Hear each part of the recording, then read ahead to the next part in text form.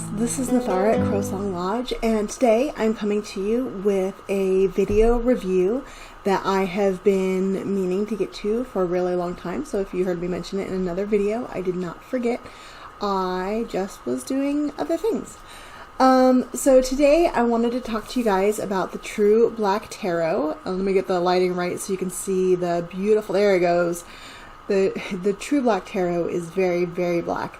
It's a very dark deck, and so the filming might be a little bit difficult on this one, but as you can see, this is the box that it comes in, and the box is a matte black, which means that it mostly is not shiny, and then it has this black gloss stamping on it that has the design on it and the logo here at the bottom that says True Black on it.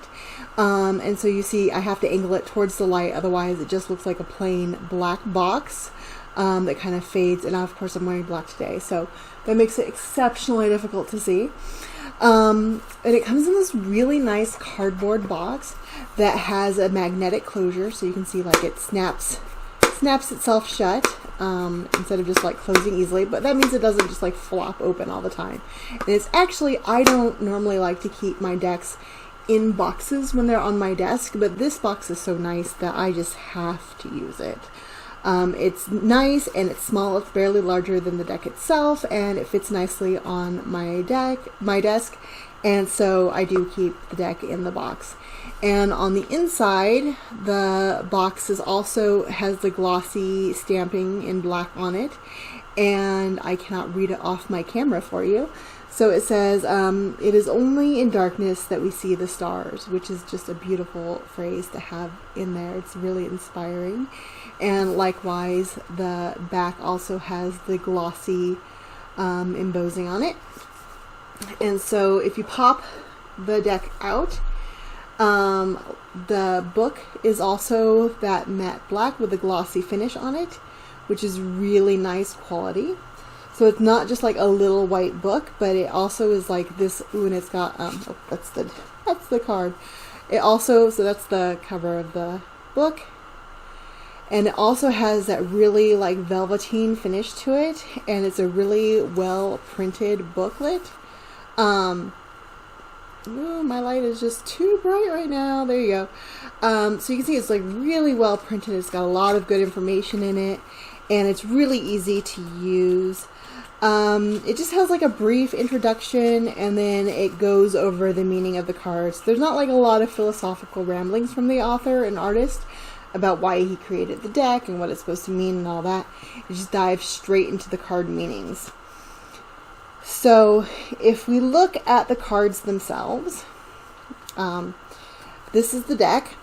Now, if you're familiar with tarot, you probably have already spotted that this is an incredibly thick deck.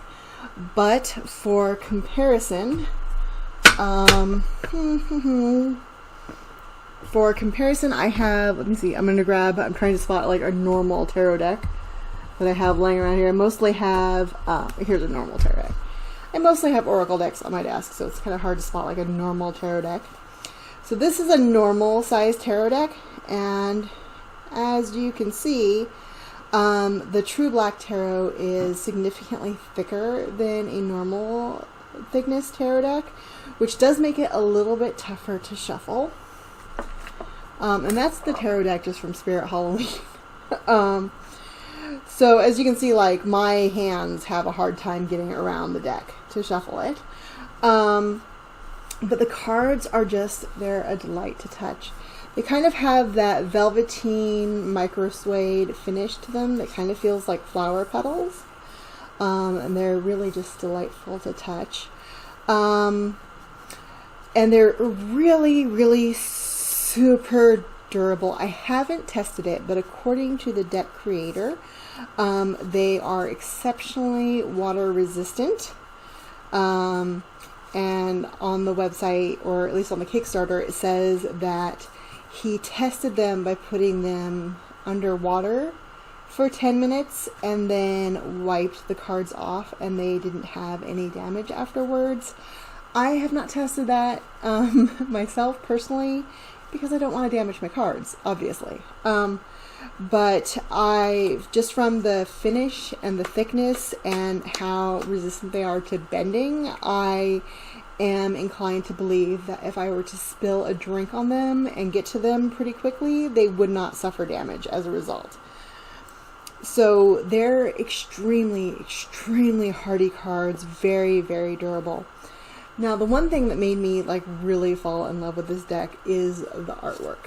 It is stunning, and it has that black gloss stamping or foiling to really set it off, and it is just beautiful.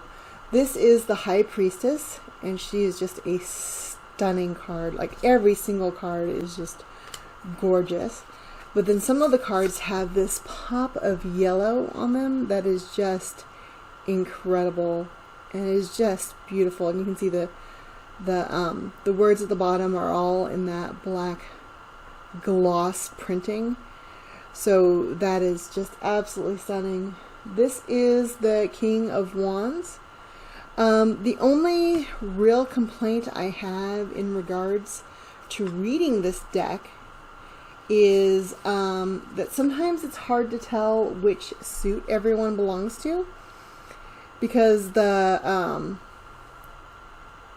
kings are just marked king.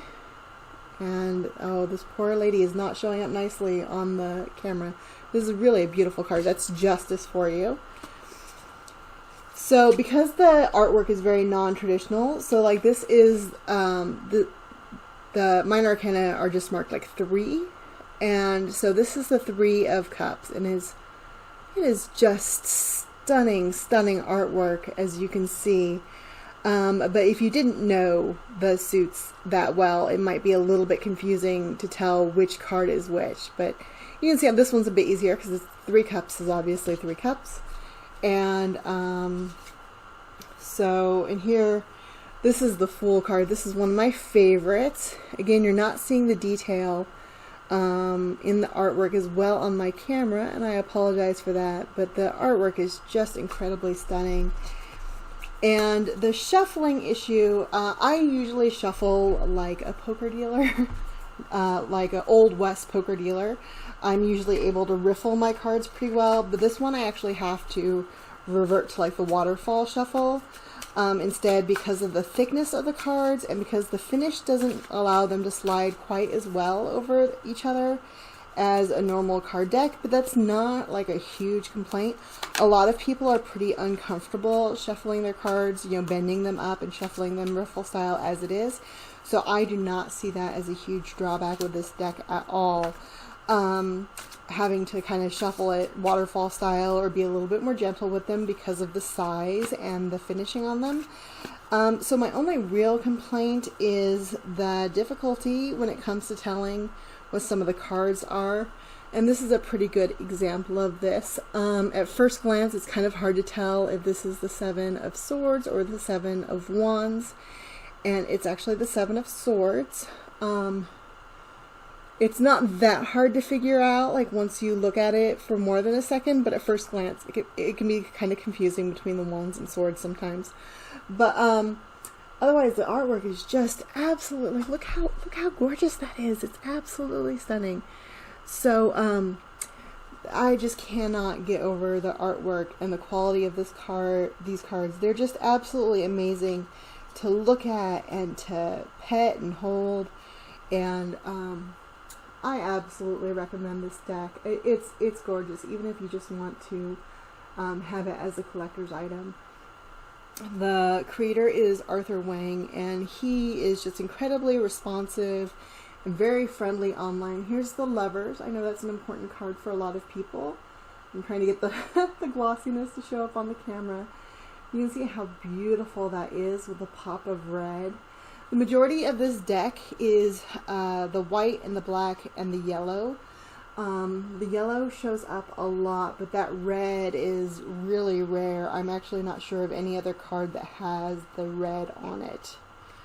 I'm pretty sure it's just the Lovers, but just touching this deck is really a treat. And this one has like a little bit of green in it. I don't even think you can see that on my camera. But the stems on the flowers are green and they're absolutely beautiful.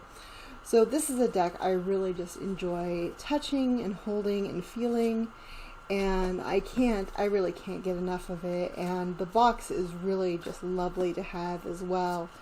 And it's one of my favorite decks. I don't normally use it for clients because it's just too fancy.